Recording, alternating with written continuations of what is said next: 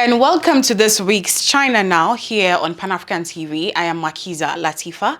Coming up on today's program, China's Shenzhou-23 mission is setting new benchmarks for efficiency and capability.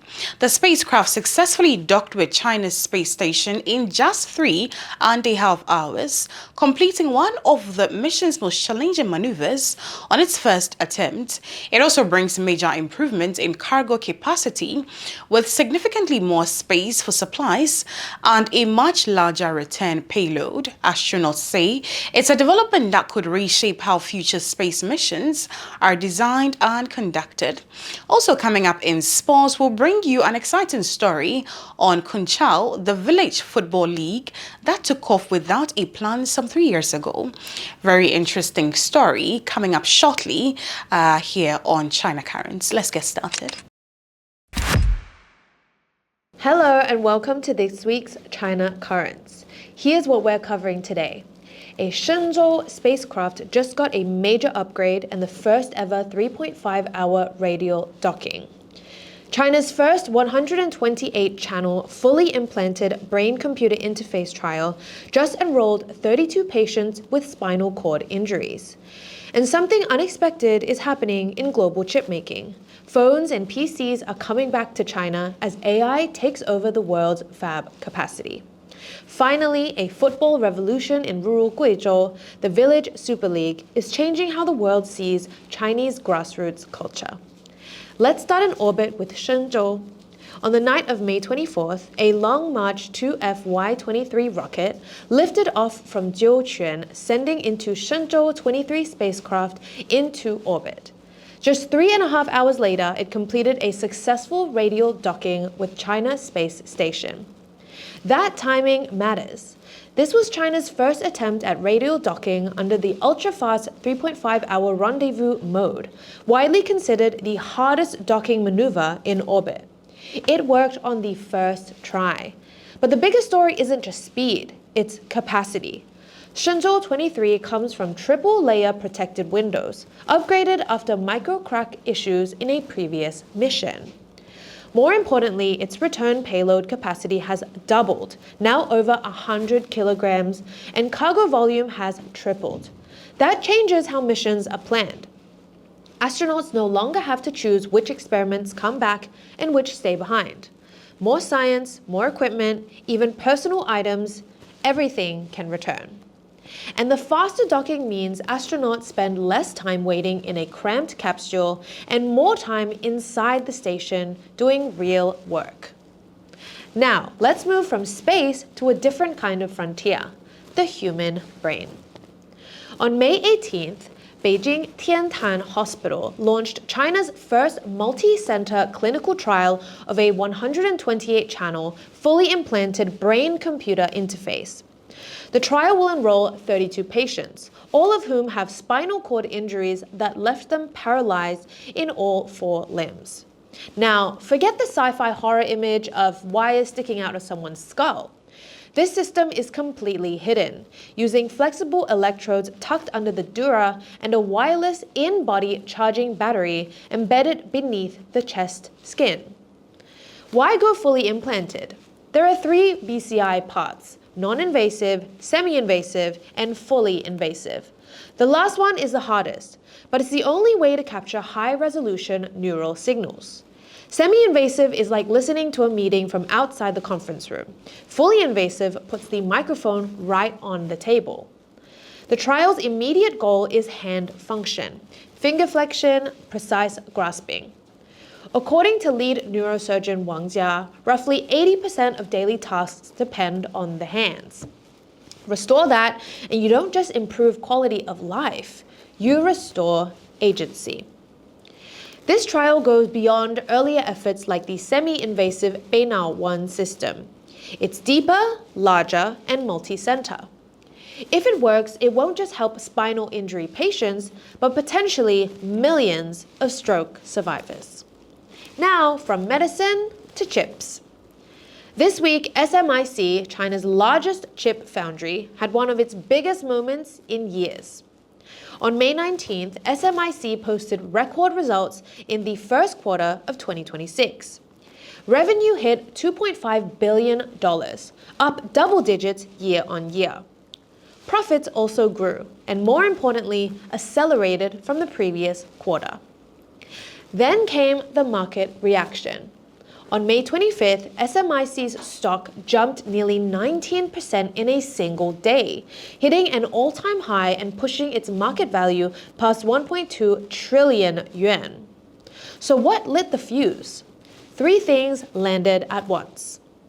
First, SMIC finally secured full control of its flagship 12-inch fab in northern China, a factory that's already past its heavy depreciation phase. Translation: a lot more of what it earns now turns into actual profit. Second, Huawei introduced what it calls the Tao Law, a new way of boosting chip performance through system-level design, not just smaller transistors. That suddenly gives mature node fabs like SMIC a much bigger role to play. And third, the AI boom is pulling capacity away from everything else. As TSMC and Samsung chase high-margin AI chips, more and more everyday chips for phones, cars, and appliances are coming back to Chinese fabs. SMIC's own forecast tells the story. It expects revenue to grow another 14 to 16% next quarter, roughly twice what the market had been expecting. There's also a technology signal worth watching. Using older DUV tools combined with new process techniques, SMIC is now producing chips that are being compared, cautiously, to much more advanced nodes. The gap, at least, is shrinking. None of this means the risks are gone. Global rivals are expanding too. Costs are rising, and US export controls still loom. But this week wasn't about a single stock move. It was about something bigger. AI reshaping demand, global chip making quietly rebalancing, and China's foundries finding themselves in the right place at the right time. And finally, let's go to a football pitch in rural Guizhou. Cunchao, the village super league, began just 3 years ago as a local amateur tournament, where teams played for prizes like pork and rice. This season, it feels like something else entirely. The 2026 Guizhou Championship is now underway. What started with just 20 teams has grown into a league of 137 village teams and nearly 2,700 amateur players, all locals, farmers, teachers, shop owners, students, no professionals allowed. And the matchday atmosphere feels nothing like a conventional league. Between games, the pitch fills with sound. Choral folk songs echo across the stands, bronze drums pound out rhythms, and traditional dances unfold right on the sidelines. Some matches now draw crowds in the tens of thousands. At one home game in late May, more than 60,000 fans packed into Rongjiang. South Korean coach Lee Jang-soo summed it up simply. The atmosphere is unbelievable. I can't wait to tell my family about this. And this isn't just changing weekends, it's changing livelihoods. Over the May Day holiday alone, Rongjiang County welcomed nearly 500,000 visitors, generating close to 500 million yuan in tourism revenue. More than 2,000 migrant workers have since returned home to start businesses, creating over 6,000 local jobs. What began in a single county has now spread across the entire province.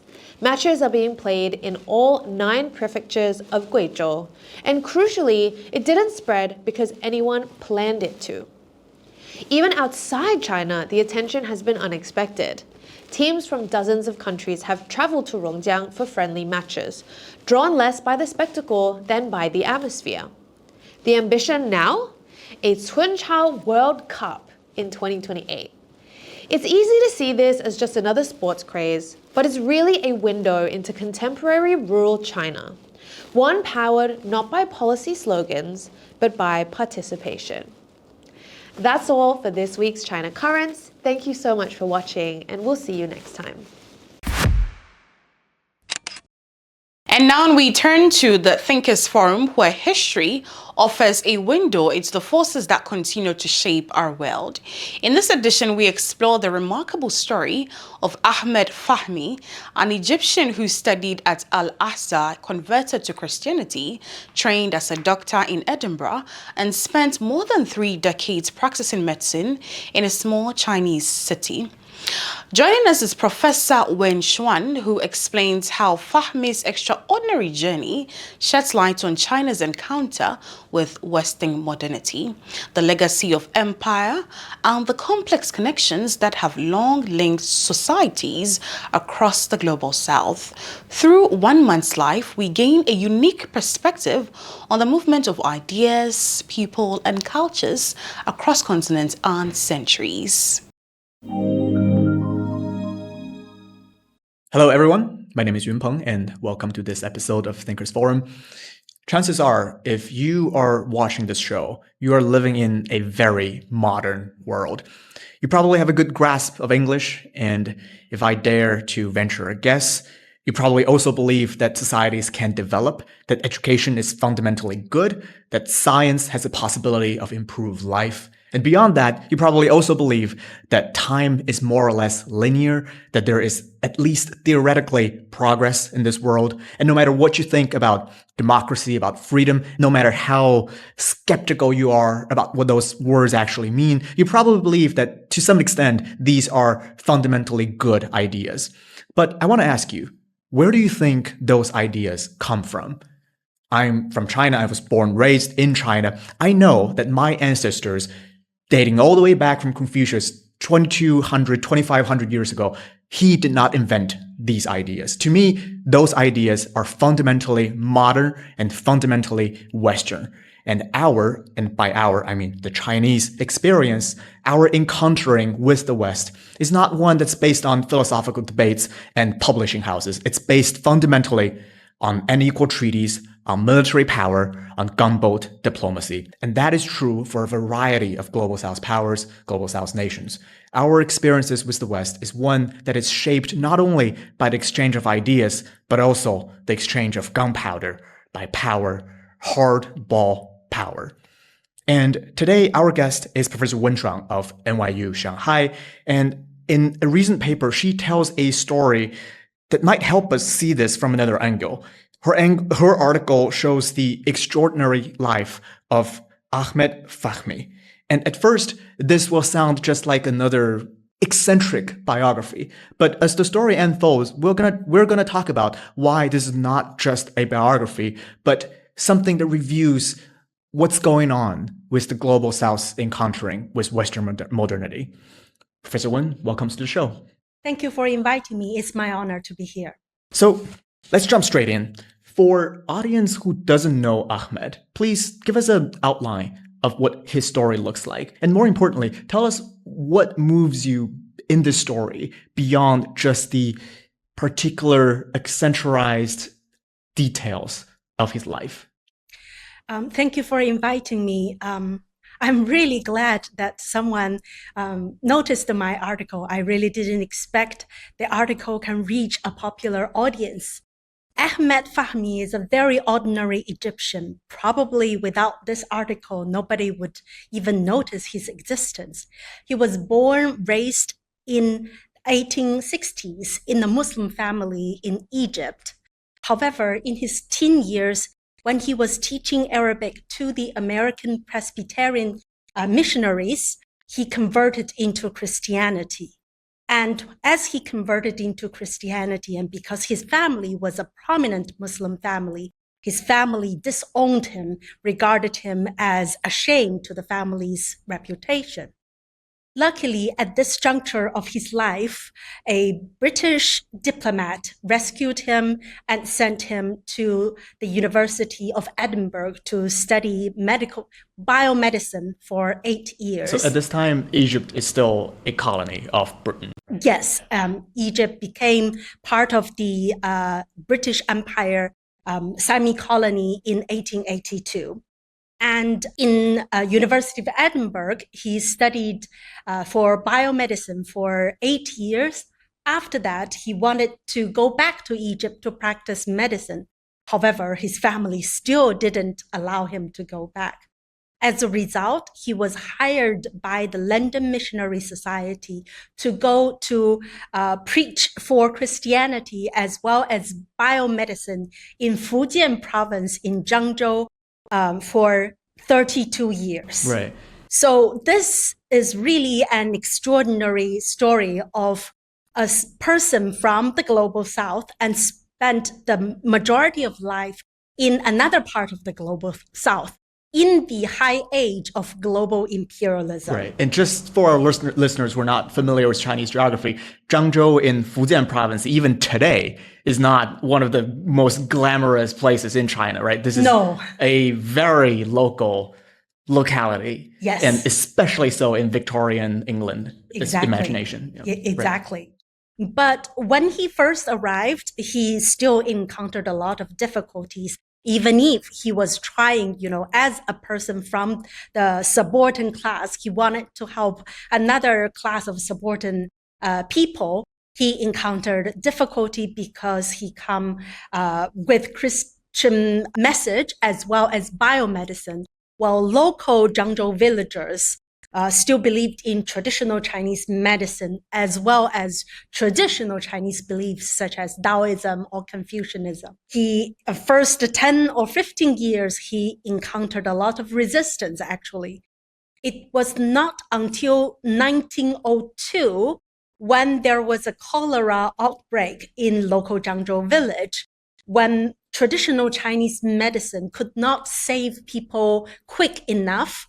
And he used the Western biomedicine to save a lot of local villagers and lost his own wife, that he really earned the respect of local people. And from then on, his Western medicine clinics started to have more patients, and local people really started to show respect to his efforts. So do you think when the local Chinese people view this doctor who is obviously ethnically Egyptian, but to the Zhengzhounese locals, it would be very difficult to tell one Egyptian from a stereotypical Briton, right? So do you think they see him as Egyptian, or do you think they see them as English? Or do you think there's a difference between the two for that era, for the people in Zhengzhou? Very good question.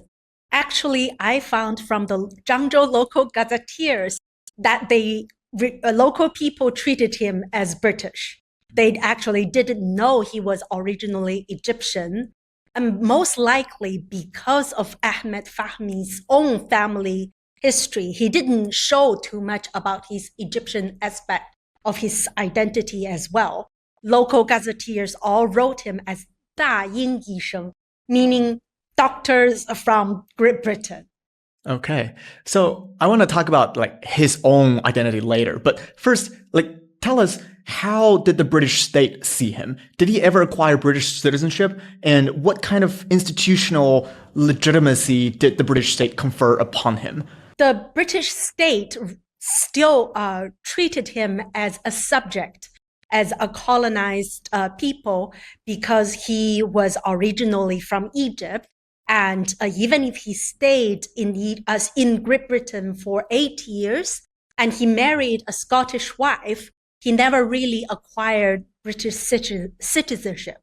When he was living in China during the Boxers' Rebellion in 1900, he was seeking refuge from the British consulate in Fujian province, but they didn't grant him any protection because they treat him as a British subject, not the citizen.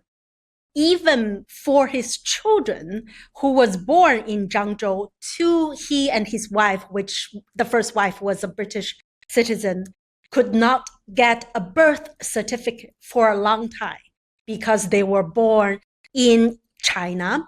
And he was, again, a missionary worker for London Missionary Society. And even for missionary societies, they were not always in agreement with the British Empire metropole's decision in London. So he really had difficulties of moving between different parts of the world, and his identity was always in limbo.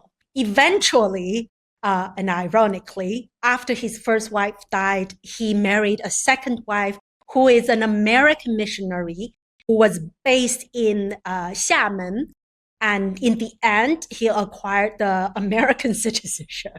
So that's his life story. Yes. Okay, all roads lead back to America, I guess. So this is such a dramatic story. This guy born in Alexandria, right, in Egypt, born an Egyptian Muslim, then converted to Christianity. He went to Al-Azhar University. Al-Azhar, right. That's the premium kind of Muslim center of education, right? Exactly. So he converted. It's almost like Harvard of the Islamic world at that time. Gotcha. No wonder I don't know it. I barely know Harvard. So this guy converted then to Christianity, then not only converted, but also moved to Edinburgh to pursue a study in medicine, became a preacher, went to China, and throughout all this life, only at the very end was he accepted by a sort of like Western legitimacy on his citizenship in the form of American citizenship, not even a British one. I just want to know, what do you think his contemporary British compatriots would view him through the lens of? Do they mostly see him as a Christian conversion story? Did they mostly see him through a empire civilizing the barbarian people lens? Or something else, or a mixture of all these? Mm-hmm. For his co-workers in the London Missionary Society, they actually respected him because he really did very well in Zhangzhou.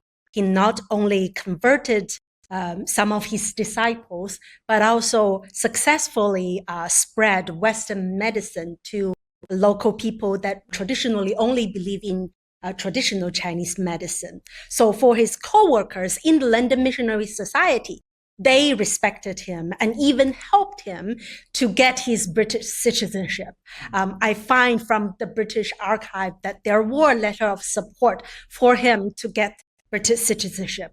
But for British who work for the empire's bureaucracy, they just treated him as a subject, a forever subject, forever Egyptian subject. They did not treat him with the real human angle, but just as a cold object or subject who was moving in between. When they was reviewing his immigration application, their reasons for denying his application for the British citizenship was because he didn't live in Britain long enough. Actually, the first time when he was living in Edinburgh for studying Western medicine, if he had applied citizenship at that time, probably he will pass it. But yes, as I guessed, he was busy studying and was adjusting to his new environment in terms of religion, in terms of language, in terms of subject of study. He probably just didn't have time or didn't wrap his head around to even think about applying for British citizenship. However, once he arrived in China, when he realized the importance of the British citizenship, then the British bureaucracy, the bureaucrats says, well, he didn't live in London long enough for this application. That's why they rejected his application. Even Lord Aberdeen, who was kind of his sponsor, sent out a letter of support. Didn't help either. So to answer your question, to the bureaucrats who work for the imperial bureaucracy in London, they didn't treat him with a human angle, just as a forever subject.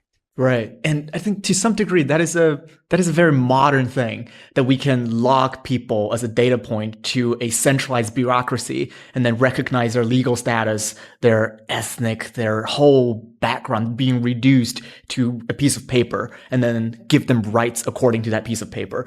That to us sounds not familiar, but understandable. But that to someone who's in the pre-modern era must just sound absolutely alienating. Yes, it was very alienating. How do you think, it's always difficult to get into the psyche of a historical figure because we have so little information. And in this case, correct me if I'm wrong, but you're mostly doing your research through not like journals, but more documented evidence of what other people was saying about Ahmed, right? Mm-hmm. So if I'm asking you this very unfair question, to get into the head of Ahmed, what do you think is going through his mind when he's wrestling the question of whether or not he's British or he remained Egyptian? Or do you think that is a fair question even to ask of this historical person given the time period that he lived in?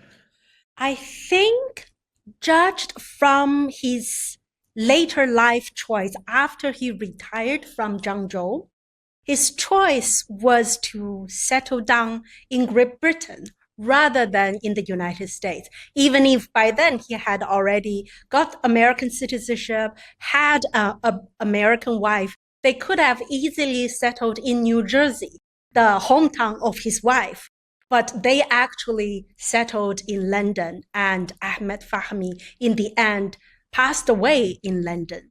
Judged from that, I think Ahmed Fahmy really aspired to become a British citizen. And he really believed in Christianity, and he really believed in the civilizing mission, that what he was doing was really good for the humanity. But he must have felt countless times of being disappointed, disenchanted, and uprooted from his own families. So far as I know, he never really returned to Egypt. And he actually is, in this sense, very different from many other Muslim converts to Christianity who also practiced Christian medicine. But within the Arab world, there were a few other figures like this, but their job, once they finished the medical training, was not to send to as far away as to China, to the East Asia, but still within West Asia, Middle East region. So in that sense, he must have felt alienated from his own roots. But for him, I guess his epistemic knowledge making has already given him a new home, that he felt life is meaningful enough. Because in the end, his son also went to University of Edinburgh and also become a medical doctor, and actually a renowned one. Later, medical doctors' journals publish articles about his first son. Wow. So that's my guess about his psyche. In a sense, this is such a classic, like, modern immigrant story, right? You hear constantly of, like, just Egyptian. Like, in America, there's a stereotype of Egyptians going to America, the first generation being very educated, and the second generation remaining very educated, like generations of Egyptian doctors. And I'm surprised to hear that Ahmed's story, in a way, corresponds to that very modern conception of immigration. But, like, in a way, this is such an extraordinary story, right? Like, we have an Egyptian Muslim ended up being a doctor trained in University of Edinburgh. His son ended up being trained in University of Edinburgh. In a way, this is extraordinary. But when I was reading your article, I can't help but feel that this is also not, I guess relatable is a wrong word, but something very human to the story. That in the age of empire, in the age of cosmopolitanism in the 19th century, like Victorian sense, that this story must have happened across the globe in countless places. Because Egypt is not the only place where the British Empire colonized. There are places in Asia, in China, in Southeast Asia, in Africa, and in Latin America, where this kind of situation must have occurred again and again. But I could also be wrong. It could also be that the story of Ahmed is so extraordinary that it wasn't really reproduced elsewhere. Do you think this kind of struggle with identity in the colonial era, exemplified by Ahmed, is typical? Or do you think this is just sui generis? I think it's typical and atypical at the same time. Typical, it's a very historian's answer. Typical in the sense that this kind of identity struggle between someone from traditional Egyptian family and went to Britain, most of the identity struggle would consist of these two. That's enough. And that's actually intense and conflicting enough. for most of people, converting from Islam into Christianity and then learn Western biomedicine. But atypical would be his distance. He traveled all the way to China. So far as I know, at that time, most of the Spartans, the people, they are moving in between Middle East and Europe. And there are many, many historiographies written about these kind of figures moving in between these two zones. But his atypical trajectory moved 3 different cultures, including China. And he helped in the end, on behalf of the British Empire, to spread Western biomedicine to Chinese people, even if in China he initially received a lot of resistance as well. So in that sense, his story is really extraordinary. He was spreading knowledge and making knowledge.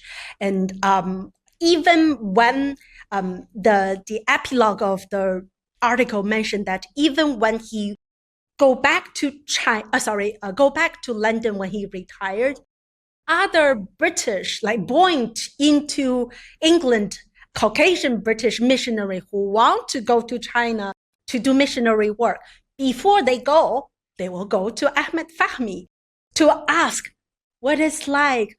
Could you give us any tips? So white Anglo-Saxon British missionaries were seeking Chinese knowledge from a Egyptian person. Exactly. That in is London. Fascinating. Exactly. So even when he goes back to London, he was still spreading knowledge about China. He was really a knowledge producer and a knowledge seeker of a lifetime in between all these different cultures. Right. I want to focus on this atypical part of his life before we go back to the typical part. So I kept thinking this atypical part, a lot of it is the result of imperial coercion, right? He did not choose, to the extent that any of us can choose, to live in the British Empire. The economic, the military overpowering capacity of the empire must have left some kind of psychological and definitely material imprint on Ahmed's life. But on the other hand, that empire also gave him power.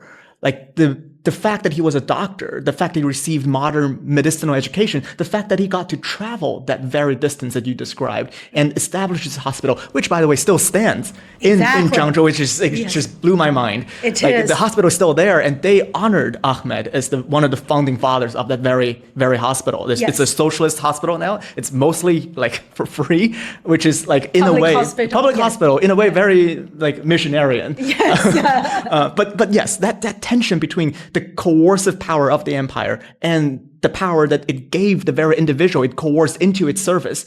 I want you to talk more about it. How should we see the imperial world order being generated by this kind of system, given that it on one hand coerces people, but on the other hand, it also empowers individuals? Yes, that's what I term as the paradox of empire during this period of time. Traditionally, the historiography is always saying that empire dominate the subjects, the colonized people, or the colonized people resist the power in the metropole. However, as you correctly mentioned, empire's infrastructure as well as its networks also facilitated the mobility of people who have its own agency, use his own agency to take advantage of the power structure. So during this period of time, I term in my forthcoming monograph, empire is the medium for the connectivities and mobilities of people from the global south. It was not always power object the connections between the Egyptians or the Chinese, or the Chinese and Egyptians join solidarity fight against the empire. But in this time, paradoxically, empires became the medium, and it was the smart, aspiring, and hardworking people from the global south who take advantage of these global networks, such as the missionaries network, such as the empire's knowledge production networks, that they made connections and also produced knowledge that are beneficial to other people from the global south. I think the empire as a medium line is such a novel framing of how we think about, especially 19th century empires such as the British one. But as I'm hearing you saying this, the other part of my head is also saying that if you raise this topic in a more like anti-colonial setting, a lot of people would say that this is apologizing for the empire. Oh, yes. Because while we are focusing on the atypical part, the distance to travel, the empowerment part of it, the more typical, the more mundane part of the empire is also the oppression, the British colonial struggle in Africa, which killed millions, if not more people, for the benefit of a very small ruling class in Britain. And when we are reflecting on the legacy of it, I'm wondering, how do you square that between what the empire did for its benefit at the expense of the ruled people and the empowerment, the empire as medium part? And especially, I'm thinking, there's this famous line, I forgot who said it, but you can't have the good empire without the bad empire. And in a way, we only have empires that can act as the kind of medium because we have the empire that also acted as the pure evil, like the Belgian Empire in Congo, like the British Empire when it facilitated the famine in India, the Opium War in China. How do you reconcile that? Yes, when I proposed this a thesis or argument of empire as the medium, I was already imagining the subaltern studies people or post-colonial studies scholars would say I'm being apologetic for empire. That's not right in my intention at all. I really meant empire as a medium in a neutral sense, because that's just the empire's infrastructure was there. It was the people from the global south who had the agency of taking advantage of the existing structure, rather than the structure was saying that, come, go join our initiatives. So it was still, I'm emphasizing the agency of people like Fahmy or others who are actively seeking knowledge and producing new knowledge, that they take advantage of existing structure rather than being co-opted into the colonial mission, etc., etc. So I hope I can make myself clear that this is a more neutral term rather than either for empire or against empire. Right. So you're saying even though the overall structure of empire is one that's oppressive, but it doesn't foreclose all possibilities for the people living through that structure. Exactly. People still have autonomy, like you said, agency. Exactly. Okay. And it was the agency of these people that they turned around, that the structure was supposed to be oppressing them, and take advantage of them and use it to make good out of it. Okay. So I want to talk about China, because of course we are based in Shanghai today, and in a way, the modern Shanghai is the combination of the colonial history that is very painful for Chinese people, but also the story of how China incorporated that colonial history as part of its own and developed it into what we today would recognize as the modern China. Talk us through how China encountered the Western modernity, and in what way is Ahmed's story not only an Egyptian-British story, but also China's story with the West? This is a great question. Most of the historiography about modern China is through its encounter with the West, especially with Europe, and also our growing historiography on China's encounter with Japan. But even Japan's model of modernity is based on the European one.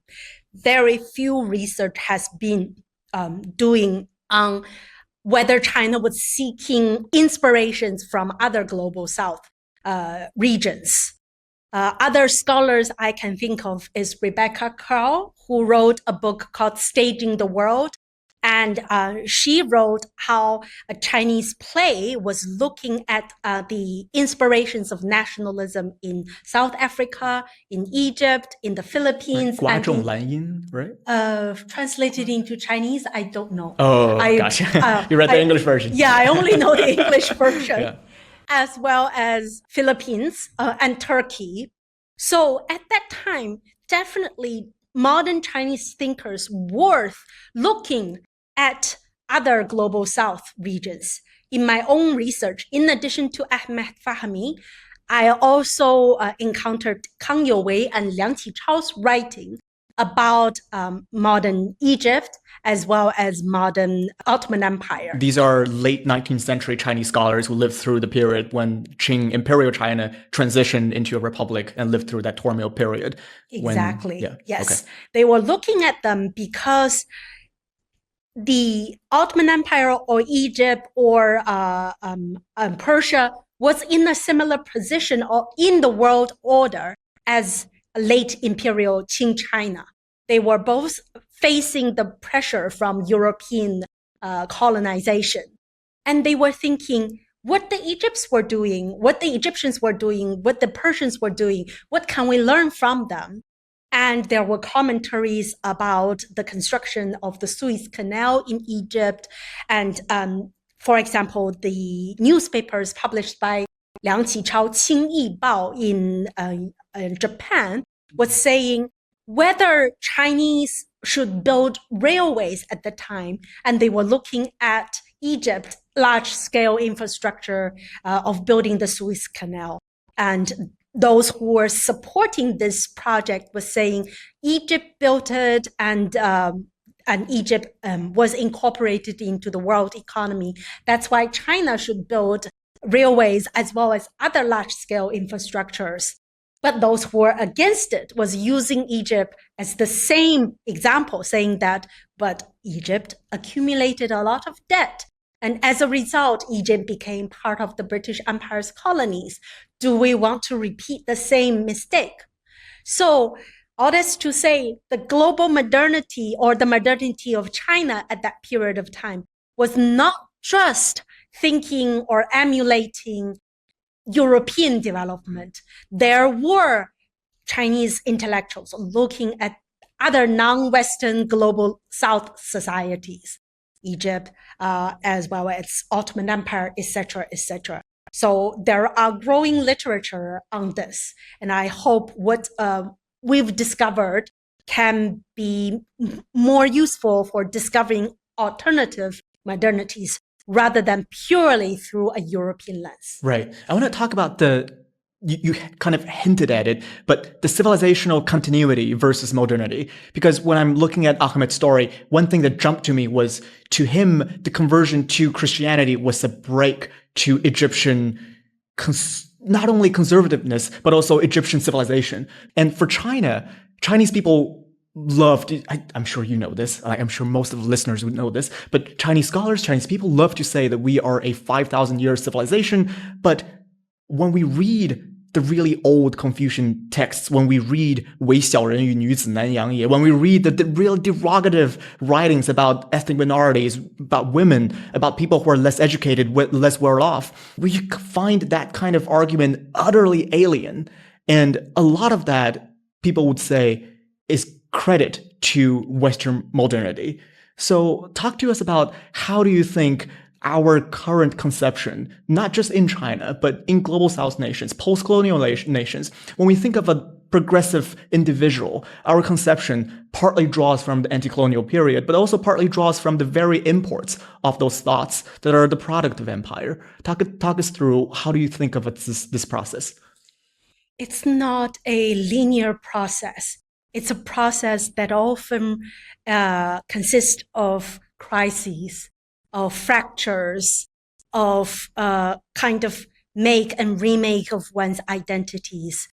We often think of modernity as a progressive linear development, but when we look at these historical archives, or when we look at these different individual lived experience, we realize that maybe modernity or becoming modern is a process that is full of back and forth, maybe going forward 2 steps and then backward 1 step, and sometimes maybe backward 3 steps. So when you were talking about going forward, some would say that you've already assumed there's a target, there's a linear trajectory towards something that is modern, something that is good. But when I look at, say, Chinese civilization, I don't see that progressiveness documented in ancient Confucian texts. Would you say that this very idea of we can move towards a certain ideal itself is an import from the age of empire? I think maybe in the sense of moving towards the ideal, if this is one's aspiration, you give agency to the person who want to move, meaning someone who has the free will to want to move towards certain direction. If that is the case, I would say, yes, that's moving forward. Like Ahmed Fahmy, if he was given the chance to, freely become a Christian in Egypt, that will be, his life wouldn't be so dramatic and encounter so many difficulties. It was because he didn't have free will at the time in Egypt. Then with certain help from, this is again historical contingency, that he met a certain British diplomat that enabled him to move out of Egypt. So I guess similarly in China, in other places, as long as we think if one person can move freely at their own will, according to certain aspirations, then that's progress. If that is not the case, with obstructions or resistance, then that's when I say move backwards, etc., etc. That's what I term as being modern. Being able to choose your own path. Got it. So when we're looking at the history of Egypt and China as the history of colonial and anti-colonial histories, what do you think this global South perspective of empire challenges the traditional narrative of what civilization and modernity is constructed? This really challenged the traditional one of, even in Egyptian history, it's always saying, as long as Egypt was incorporated into the Western economy, then Egypt is becoming modern. You use the Western machinery and you produce cotton for the British Empire's textile industry, then you are becoming modern. But that's not the case. Ahmed Fahmy's story is, he used his own agency, his own will, to make alternative knowledge for the benefits of people other than his own, not even for the Egyptians. Mm-hmm. That's what I think is the most universally good, I believe, contribution to humanities. In this sense, he's also atypical. And traditional historiography would be European model, less civilized the Egyptian backwardness, and the Egyptian backwardness has to be rescued by British machineries, gunpowders. But the alternative of this global South alternative modernity is challenging that, saying that as long as individual, no matter how ordinary they are, as long as they have individual will and agency and keep trying despite of the challenges in between the journey, the process, he in the end can make contributions to knowledge production as well as well-beings of other people other than either the Europeans or the Egyptian themselves. I want to end this conversation with one last question.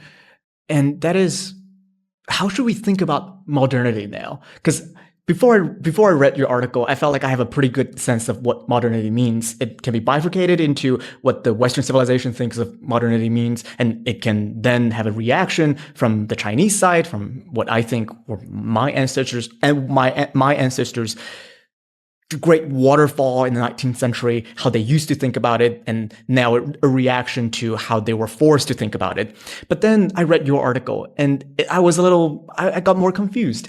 I thought, to Ahmed, modernity is something that is so personal to his lived experience, and that any kind of abstract notions of that thing may just be another imperial project of us forcing a kind of modernity that he may not have had in his mind when he was going through all those extraordinary things. So if I want to ask you, what do you think modernity means, what would you say?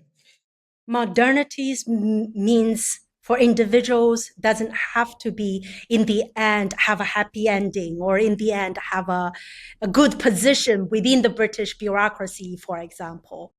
It is, again, as I mentioned, a person who has free will, curiosity, and want to learn about the world and can, despite the challenges along the way, and remake their own identities and seek knowledge and produce knowledge and benefit other peoples.